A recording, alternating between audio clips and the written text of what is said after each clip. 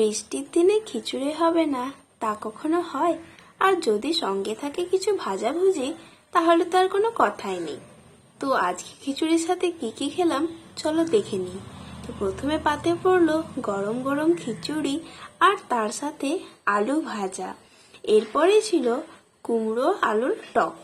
আর সবশেষে চলে এলো গরম গরম ডিম ভাজা। আর এই ডিম ভাজাটা এত বড় হয়েছে যে পুরো প্লেটটা জুড়েই হয়ে গেছে।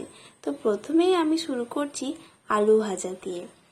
আর তোমাদের মনে এখন একটা প্রশ্ন জাগতে পারে যে কুমড়ো আলুর টক তা আবার হয় নাকি? হ্যাঁ হ্যাঁ হয়, বাঙালির ঘরে সবই সম্ভব।